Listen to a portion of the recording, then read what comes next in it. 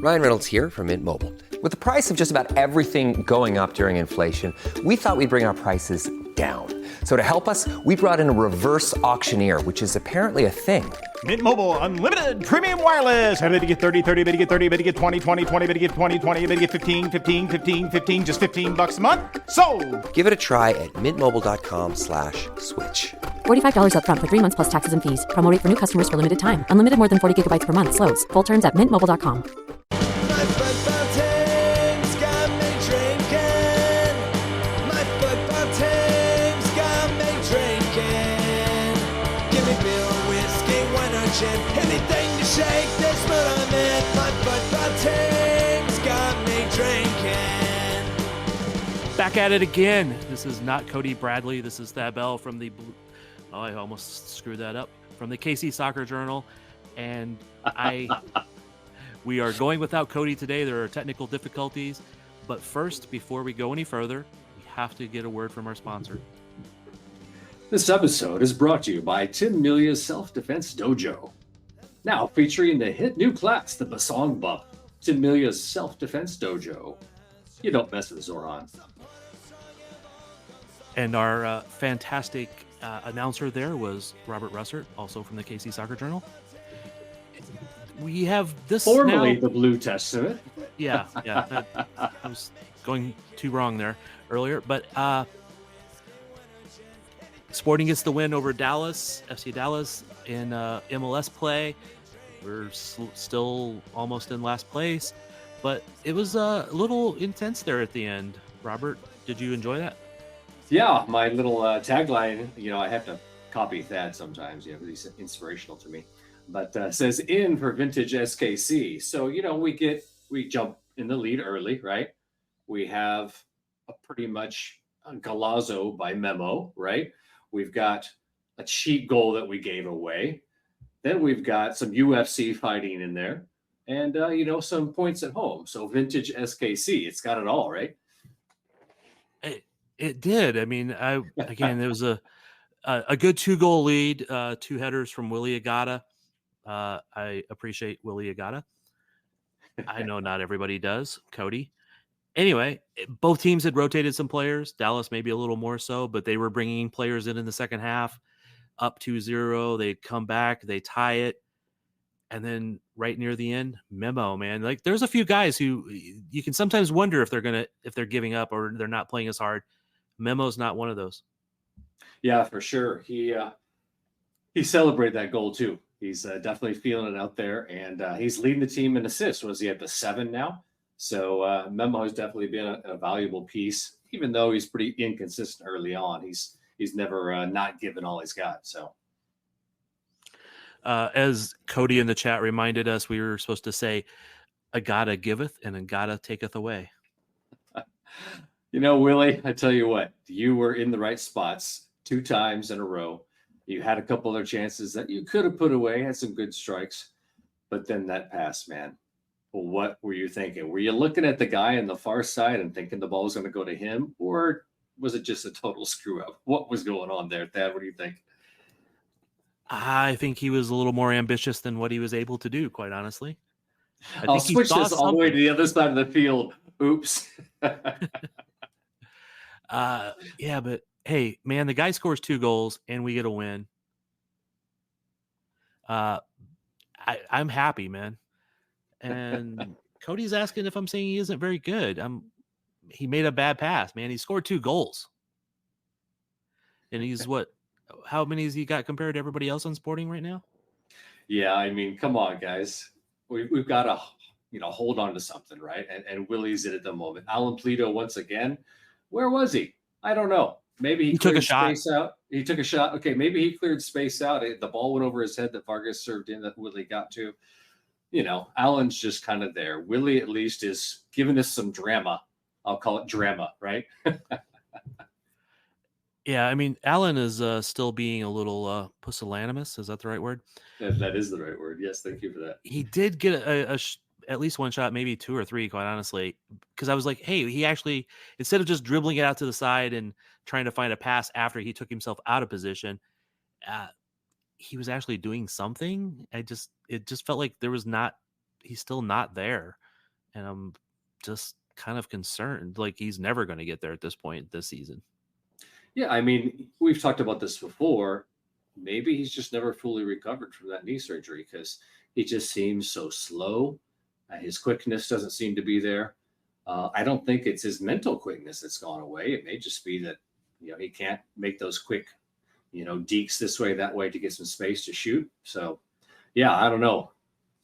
He was scoring though when until he signed a new contract, and then he's got 2 or 3 goals since then. It's not been much.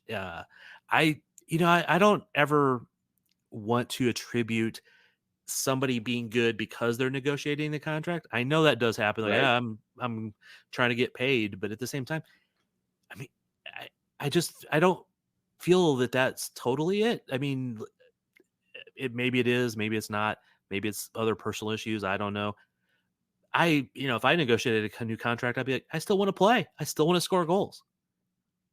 I mean, Yeah, I don't think it's in Allen's nature as someone who loves football as much as he does to, not want to go out there and contribute, like he wants to. Like you said, it could be other issues. It could be just the players that he's playing with just are not working with him. He's not working with them well enough. I don't know what it is.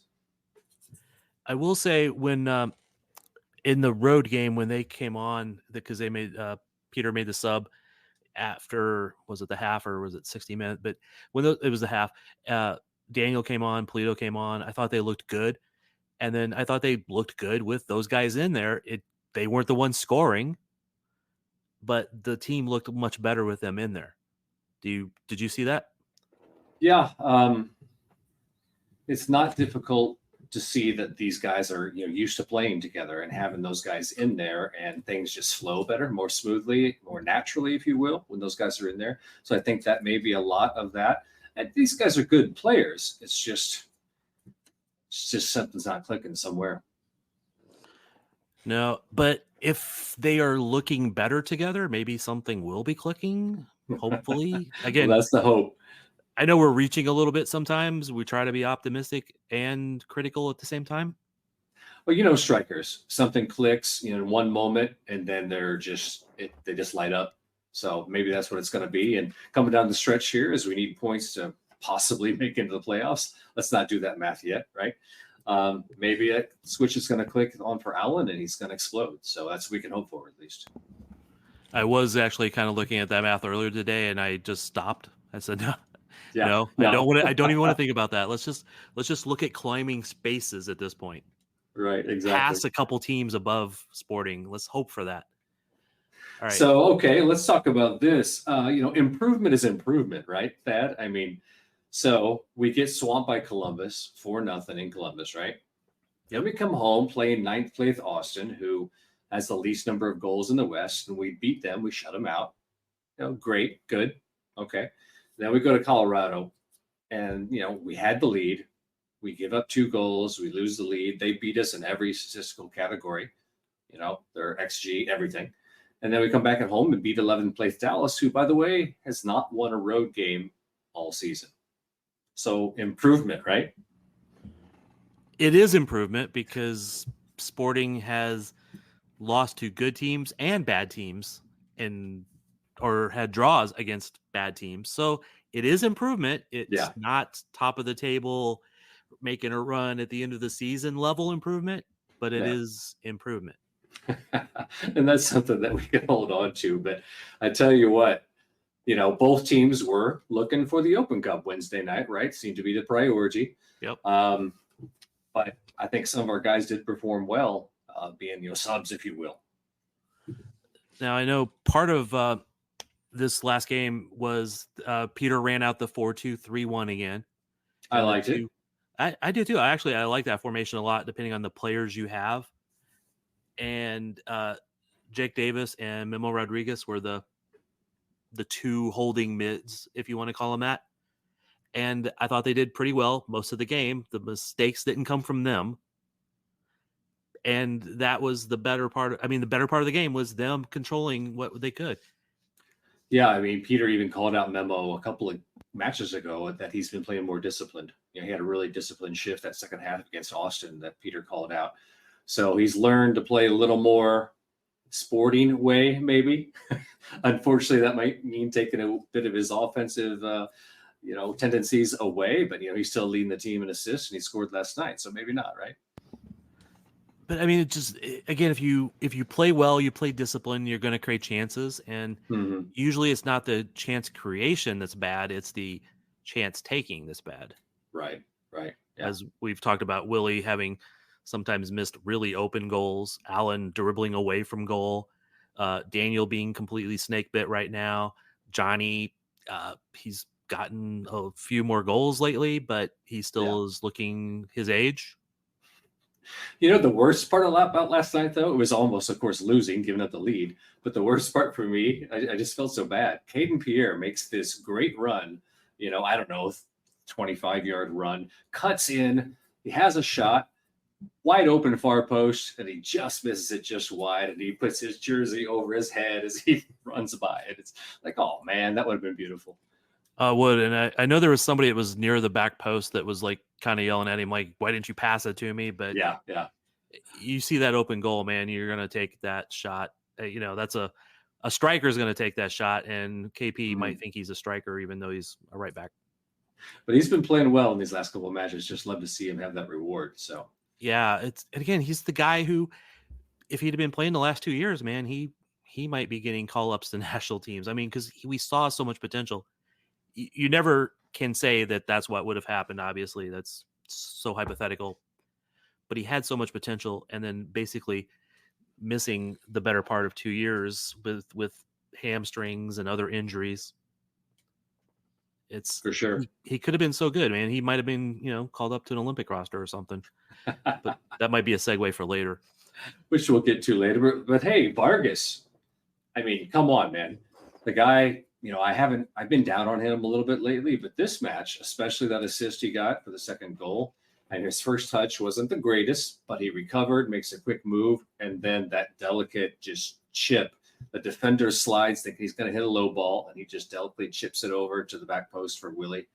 That was something that I hadn't seen in Vargas's toolbox before.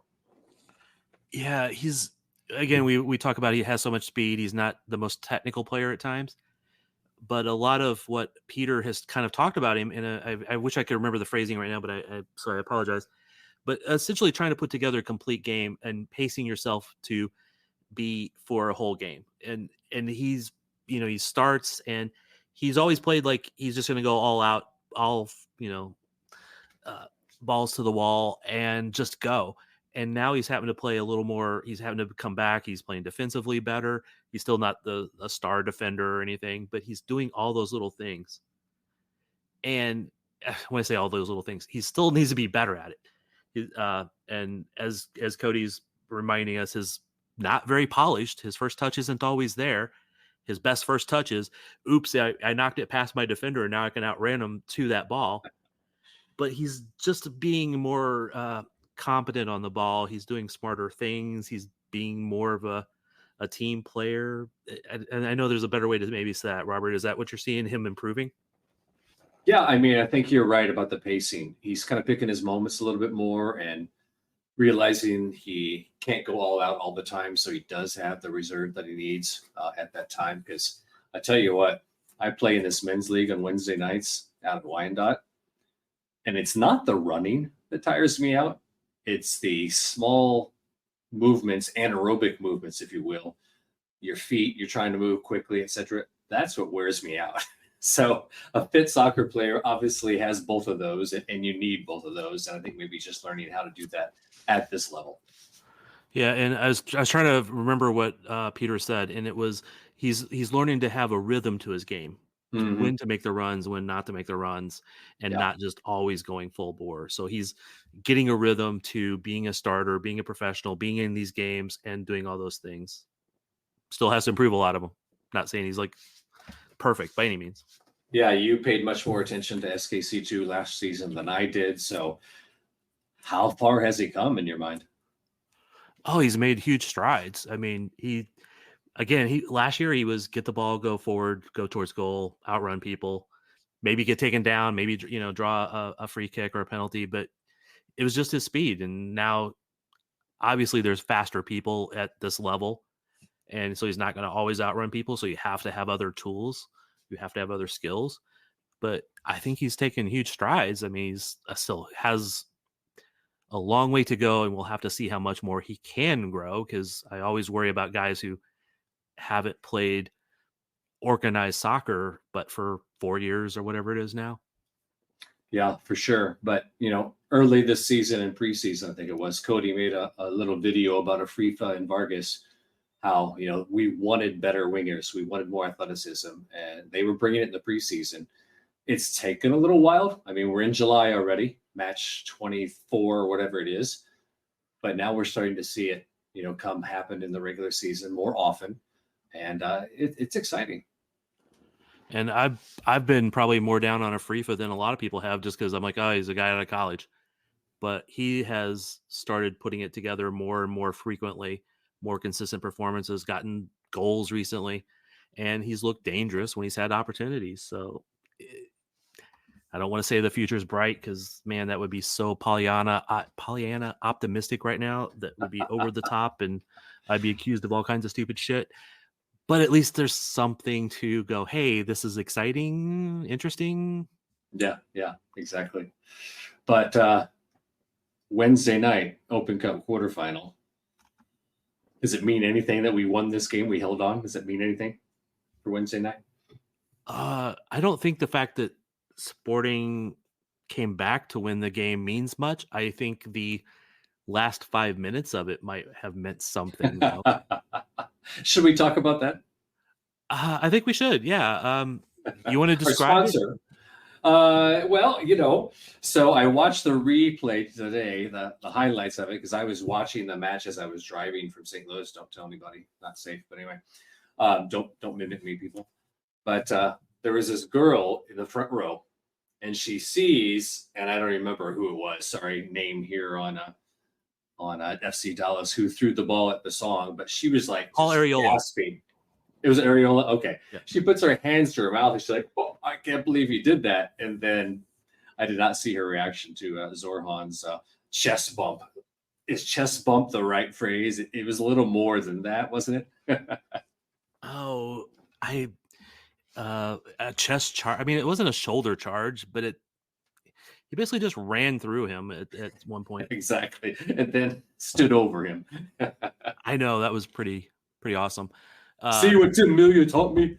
You don't do that, dude. Can't bring that to our house. Yeah. But the great thing is he got a red card, so he's out for the next MLS game, but he's available for Wednesday. He'll be available for the Open Cup. That's a good point. If I was Peter, I would almost play him just to piss him off. Right. From the start, or is he a sub? What's that? From the start, or is he a sub again? Oh, I don't know, man. I don't know. But yeah. Wednesday rematch. Zorhan versus Areola. Sounds good. But hey, I mean, it'd be great to win that quarterfinal and get into the semis and play God knows who. Do we have a chance to play Indy 11? Is that how the bracket plays out? I don't know. Oh man, you're not supposed to ask questions you don't know the answers to. Yeah, Cody's cursing me right now.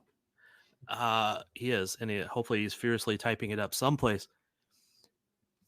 While that game is going on, because I don't pay as close attention to Dallas as I probably should. However, I was watching, I'm looking at the game and I'm like looking at these players and I'm like, oh, there's Omar Gonzalez, there's Leggett, there's Paul Areola. I'm like, is Dallas like the place for failed national team players to go? Ouch. That's harsh. I know. Actually, I've always liked those. I like it though. I like it. But it's Dallas, so got to give them crap. There you go. Obviously you got to go with the lineup you think will get you the result, right?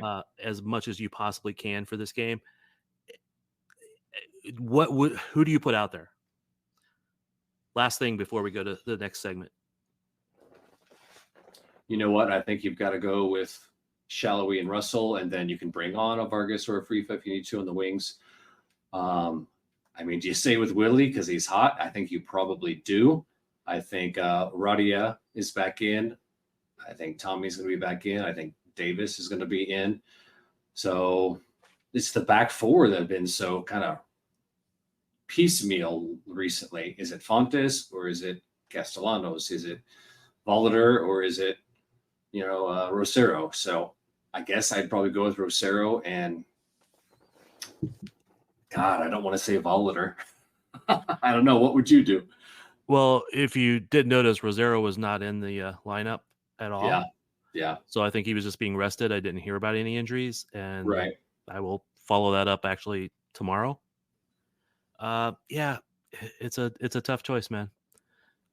I don't want to put a lineup out there because I feel like I would be too optimistic. All right, let's move on, and we will take a quick break, and we will be back momentarily after these messages.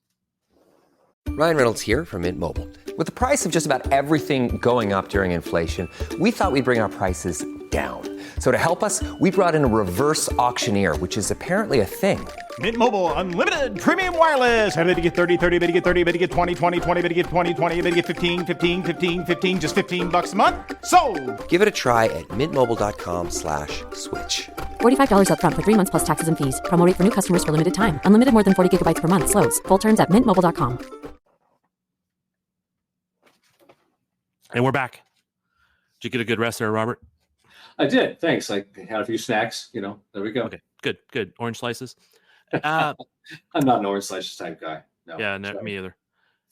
One of the big news over the last couple of weeks has been Mike Burns brought in and as the new technical director, GM, sporting director, whatever term they want to use. And he's going to be in charge of bringing in players. He's still going to report to Peter. Peter is the director of soccer operations, so he's over everything. So he'll still report to Peter, but he will be in charge of bringing in players. And they've talked about how they're going to spend more money, the most money that over the next 4 years that they've done in the entire history of Kansas City, all this other stuff. What do you think of Mike Burns? Well, first of all, Cody was trying to figure out an Open Cup bracket for us about the Indy 11 thing, but he failed. Thanks, Cody. Well, I'll tell you what, first thing about Burns, he makes me feel good about my hair. I just got to say. Was that harsh? Sorry. Oh, it was. And I hope he's successful. I've not talked to him, like one-on-one, I kind of just nodded at him. I was actually near him as he was going downstairs last night after the game, and he's like asking the security people, "Where's the locker room?" I'm sitting there going, man. Wow. Well, he's not been there before, so I don't blame him. Right. But it was kind of funny at the same time. Mm-hmm. When the uncharitable part of me, because I have no room to talk about people's looks, but the uncharitable part of me was he reminded me of Mr. Burns from The Simpsons when he was being introduced. There you go. Yes. We should not go into those type of things. That's terrible. No, that's why I'm not making fun of him. I'm just saying that reminded me of him briefly. Exactly. So, people were surprised that he's under Peter, reporting to Peter. I mean, come on, people. This is Sporting Kansas City. It's the way it's going to be. But, he's another man there. He's going to have a different outlook than Brian Bliss is, which, is a positive, right? He seems to be willing to learn. Unfortunately, in the conference, he kind of, threw some water on any big changes happened this transfer window, which we kind of knew going in, but he kind of confirmed it for us that there's not a whole lot of room to do much. But, I'm glad that he's here. There's a couple more hires coming as we see, and we'll just have to see how things play out. We don't really know exactly what they're looking at in this window, perhaps a midfielder, perhaps a center back, but I think it's only got to be a positive that he's here, right? I hope it's a positive. He was in New England. He had some good signings there, had some not great signings there, but he was also under the gun with not having a large budget to work with. Kraft doesn't have a ton of money to work with, I'm sure. Right. And so he was having to do kind of what Peter and Sporting was doing, was finding bargains, finding diamonds, finding reclamation projects. And yeah, Cody, we will play the winner of Atlanta versus Indy. I had that pulled up on my phone to speak about. Cody's giving us messages in the chat. Anyway, so it would be the winner of Atlanta versus Indy 11. if Sporting advances, and Sporting would host that game. The final is still up for grabs, I think. And Cody's derailing the show, which is usually my job. I appreciate that, Cody. I kind of admire you for that. But yeah, so Mike Burns was in New England trying to manage that team like Sporting has been trying to manage. Question is, will he be able to find those really great bargains with a larger budget?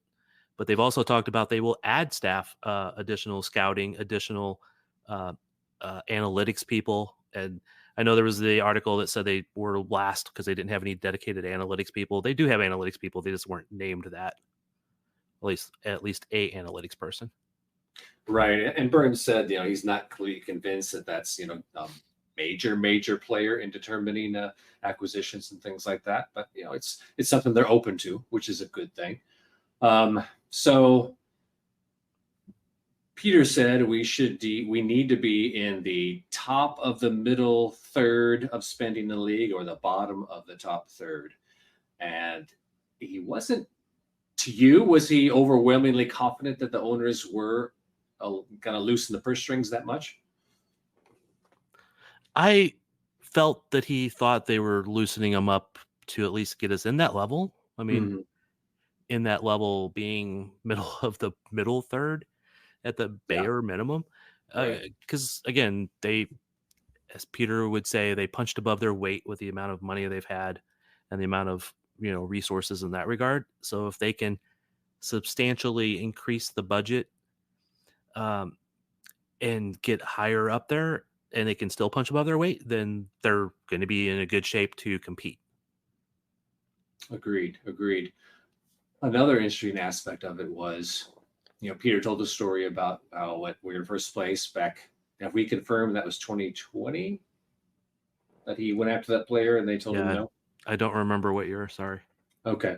So the fact that we're in first place and he finds a player that he really wants to add to the club, apparently one that, was going to be an outlay of cash. And the owners said, why would we do this? We're in first place. To me, that's a statement that reveals a little bit being out of touch, with the way MLS was changing at that time, and obviously still changing now, and with what it takes to stay near the top in this league. Actually, it had to be before 2020 because they had Pulido for 2020. Okay. So it had to be probably 2018. Okay. Because 2018, they were good. I don't remember if they were in first place. 2019, they were not so good, but they brought in Pulido and Kenda, and they were really good for a good chunk of 2020, even though some of those teams were repetitive plays because of COVID. So it was interesting, though, that he's told that story before, but it's been kind of like off quietly spoken. Yeah. It wasn't like hiding it, but I mean, he said it, but it was indicator that then they turned around and they spent money because they got Pulido. But now if Pulido is evidence of still not spending enough, and I know that's one player who you can debate whether it was a good buy, but still, if that's indicator of that's not spending enough, how much more do you have to spend in order to make that a smaller part? I'm not saying that well, but you understand what I'm trying to say? Yeah. However, though, from what Peter said, I thought he said it was only like a couple years ago. Yeah. I'll go back and listen to the presser and verify this.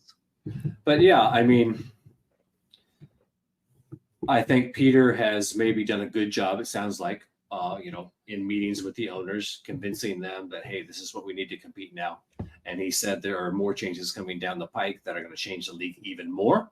So hopefully they're more into tune as to what they need to be doing as owners to, keep the club where they need it. Because like he said, they want to win. We want to win. Peter wants to win. And you can't sit idly by. You've got to take action. One of the things that Peter said, but Burns probably reiterated it, said it again more so, was about how they have to be investing in the academy and the 2 team and the first team. Mm-hmm. And he's looking at how to improve all of that along there.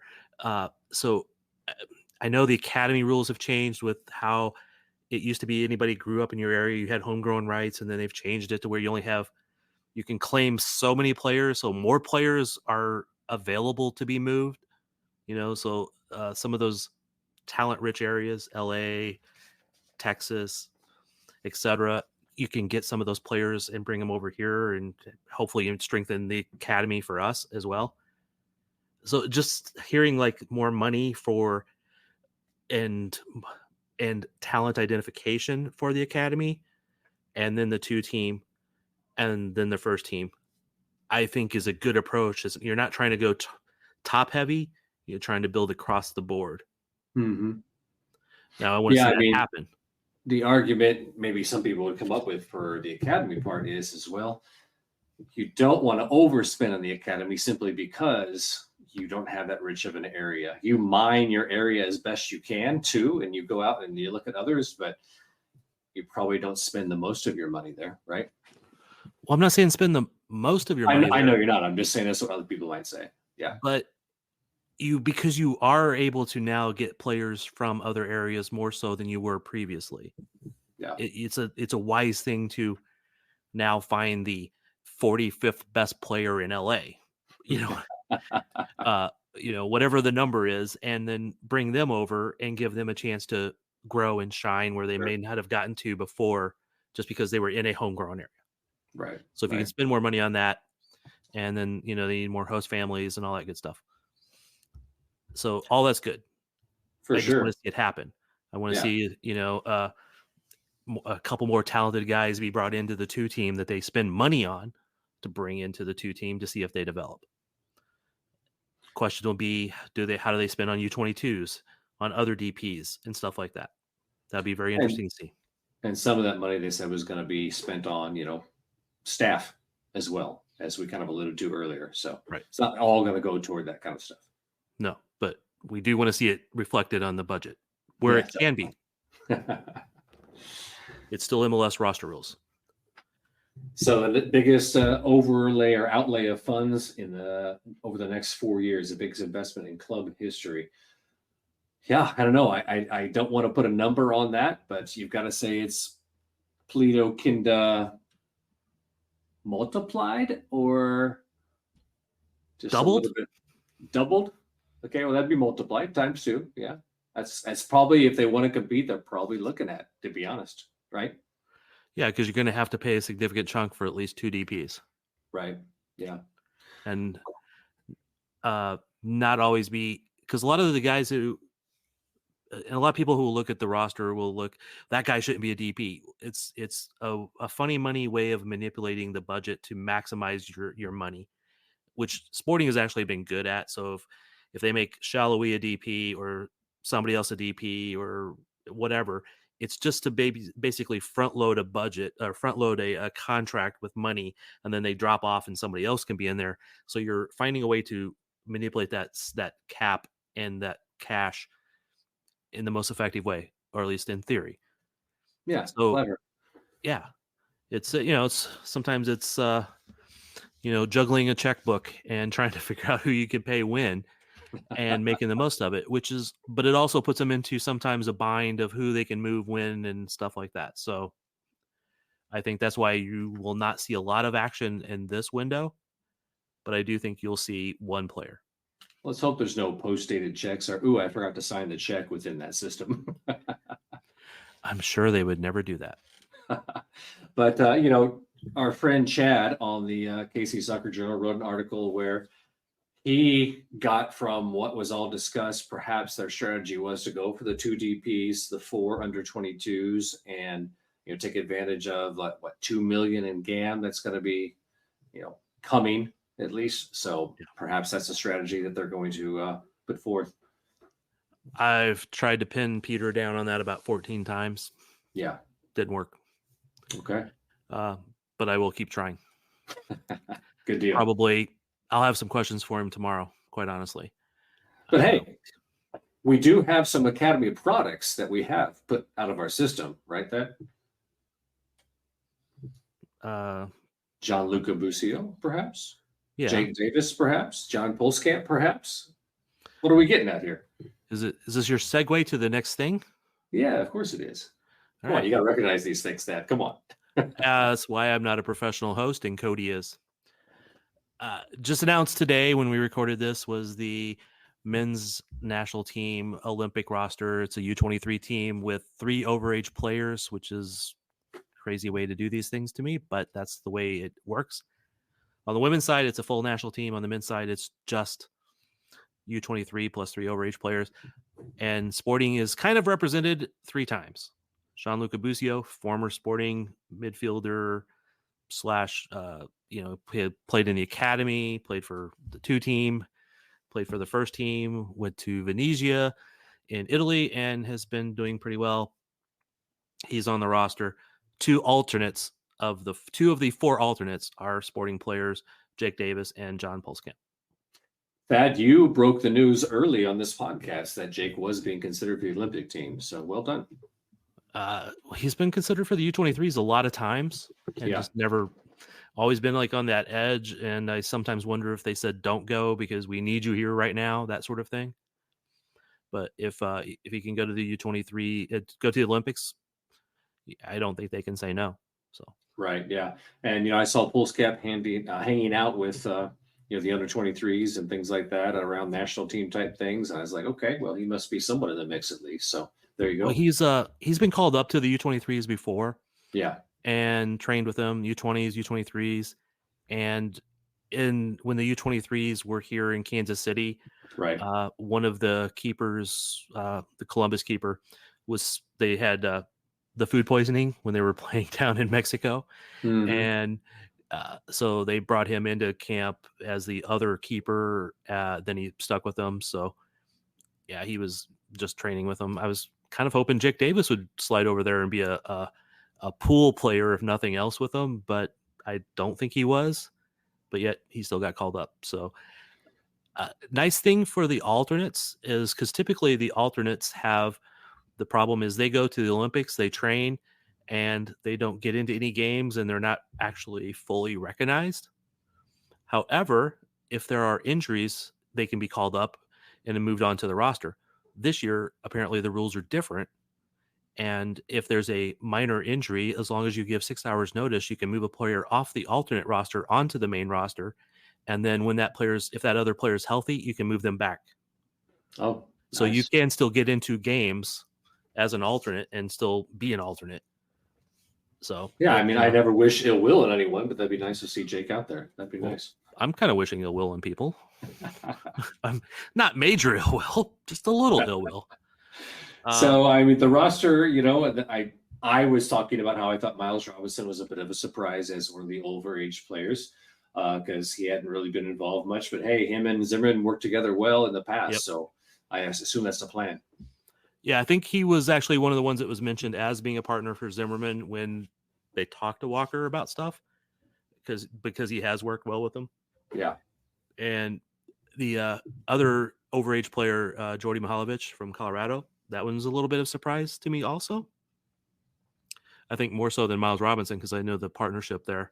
Again, it's who's available, and with the full national team having been recently in Copa, those guys needs rest. So I think that's just maybe the next guy up that they could call in to be good to fit into that team.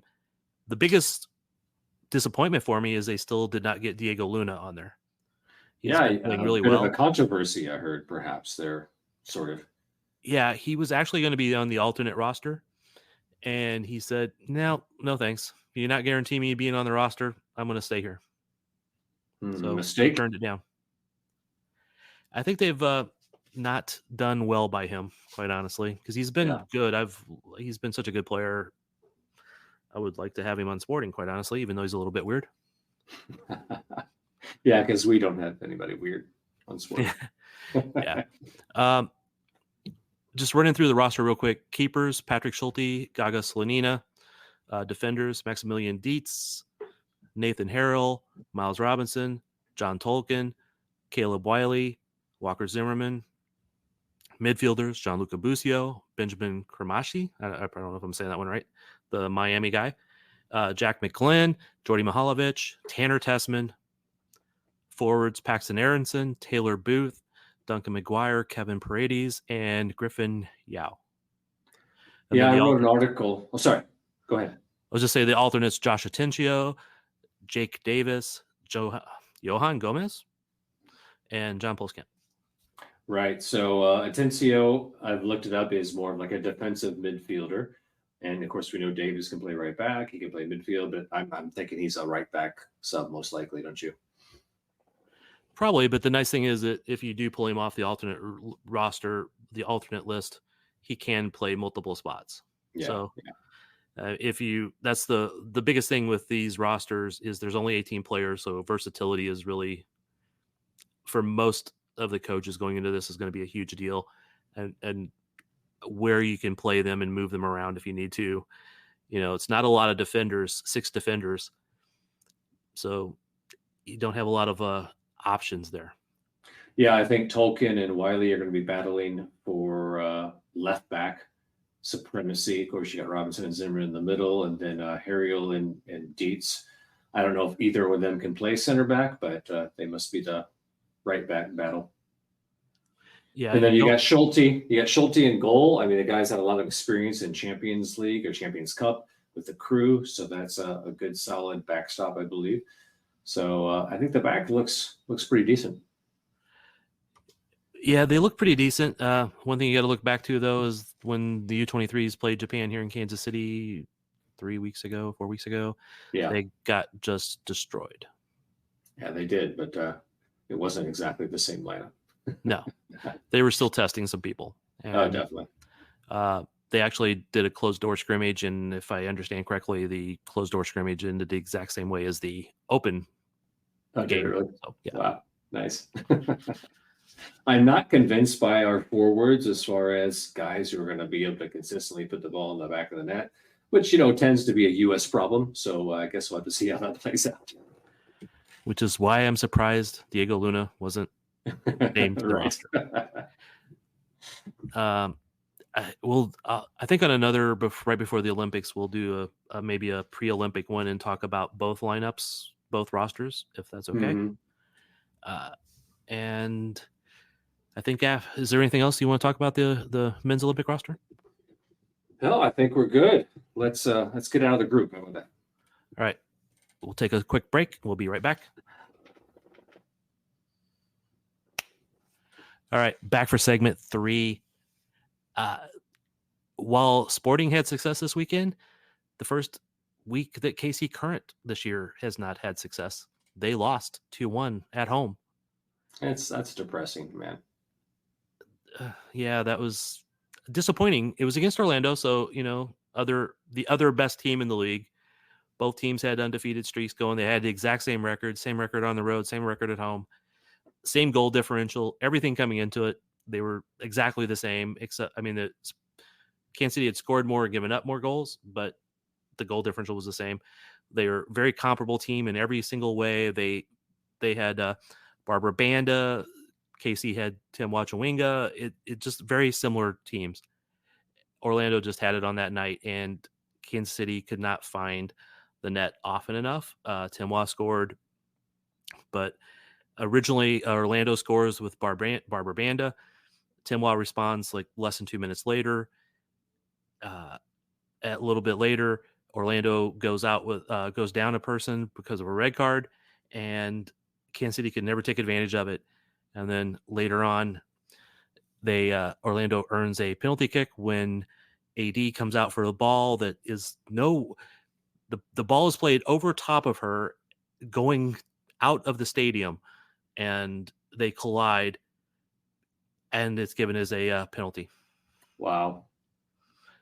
By the letter of the law, it's accurate, I believe, but still.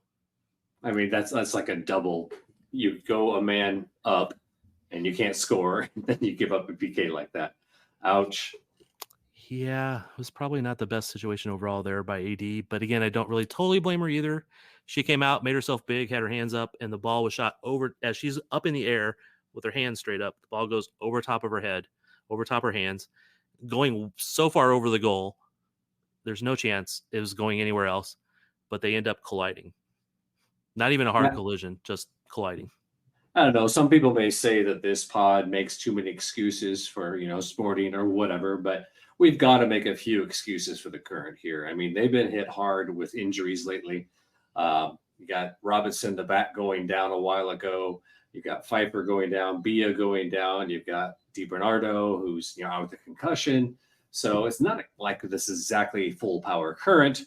So we've got to make that excuse because they've had such a great run, and this wasn't great timing to play Orlando. And Orlando celebrated like they had won the championship already. So the other interesting one in there was Marta got a yellow card for dissent, and the way she kept going at the ref, I thought she should have got a second yellow card for dissent. I know that's like it's a rare thing. Huh? Like Busquets in the Miami game against Cincinnati? Yeah. But she was way worse. Really? Wow. Yeah, it was like unhinged, literally, like very unhinged. I was very surprised she didn't actually get a second yellow. It was that bad. Even though I know her stature, I know her legacy. But yeah, and she was going crazy after the game. It was nuts. So yeah, Current players have the rematch in September already marked on their calendar. Oh, I'm sure they do. And then there's at least a reasonable chance that those two teams meet in the final, which would be at CPKC Stadium. Which is the only place it should be, right? Yeah. I mean, personally, I still would prefer teams to earn the right to host games, not just to be named. But I totally understand why. It's history, Thad. You can't spit in the face of history. Come on, man. Oh, piss on that. It's just the same reason MLS did it early in its history, because they don't have enough staff to react to 2 weeks notice to plan a championship game. Right. So this way they can plan the stuff for a great time in it, great deal in advance. And it's, so they're going to show off the stadium. It's new, it's pretty, and the outside of it's pretty. The inside is not so great, but it's pretty. So I missed the Current media game last year. I missed the Current media game this year. And, I'm fine with that, sort of. But talk to us about it. Cody is not here to either brag or, make excuses. So you've got to give us the story, Thad. Well, actually, I was going to ask Cody this on the pod, but since he's in the chat right now, Cody, did you get a shot? Sort of, yeah. Did you get a shot, Cody? I know Aiden Manzana got 2 or 3. So no, you only touched your ball twice. Okay. Aiden got 2 or 3 shots, and the goalie on the other side was Mike Kuhn. So I know he stopped at least 1 or 2 of those, and one of them went way over. Nice job, Mike. Yeah. Damn it. And it was the record largest media game in Kansas City history, which meant there was well over 50 people out there. Wow. Seriously? So it was a cluster. We won't finish that, but okay. It was a cluster as F. Yeah. I know there was one ball came in and I kind of cleared it away from goal. People like, oh, you saved a goal. I'm like, whatever. I was doing the right thing. I marked a post. I was like watching runners and all that stuff. I still have some defensive mentality, nice even though I'm a fat old guy that barely moves. But the shot that went in, it went through like 17 people. Just like, who scored? I don't know. There were so many people you couldn't tell. and then the other funny thing was, it was supposed to be a Team Heartland versus Team Storm. So Heartland had the red jerseys and Team Storm had I guess it's a goalie jersey or warm-up jersey that's like multicolored. Okay. But the team store put all of the ones in, everybody in red. So both teams were wearing red. So Team Storm had yellow pennies on, which also made it more confusing because there's a lot of red out there. 50 some odd people. Cody says it was chaos. It was. But it was fun. It was good in that regard. I do. It was 6 minutes long, so Cody was very upset with that. I'm upset that of that 6 minutes, 40 seconds of it or so was wasted by Hartzell. What did he do? After that team scored, and he wasn't the goal scorer, he ran into the goal, grabbed the ball, ran out into the open space in the field, and started doing like elbow drops on it or some shit. Like making it all about him, even though he had nothing to do with the goal or anything else.